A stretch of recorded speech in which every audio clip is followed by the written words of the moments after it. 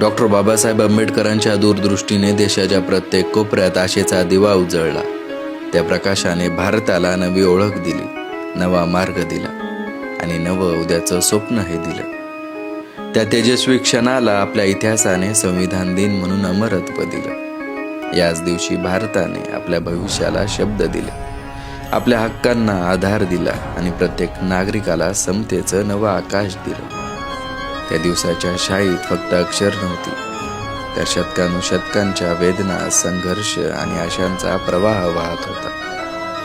बाबासाहेबांनी लिहिलेलं संविधान हे केवळ पुस्तक नव्हतं, तर न्याय, स्वातंत्र्य आणि बंधुतेची जिवंत शपथ होती.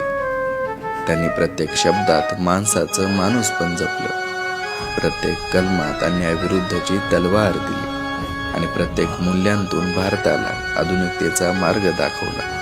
संविधान दिन आपल्याला आठवण करून देतो की राष्ट्र फक्त सीमांनी घडत नाही, तर विचारांनी घडतं. आज आपण ज्या स्वातंत्र्याचा श्वास घेतो, ज्या हक्कांवर उभं राहतो आणि ज्या लोकशाहीची ताकद जगाला दाखवतो, त्या सर्वांचं बीज बाबासाहेबांनी पेरलं. म्हणूनच संविधान दिन म्हणजे कृतज्ञतेचा उत्सव, जाणीवेची शपथ आणि न्यायाच्या मार्गावर चालण्याची नवी प्रेरणा. जय भीम, जय संविधान.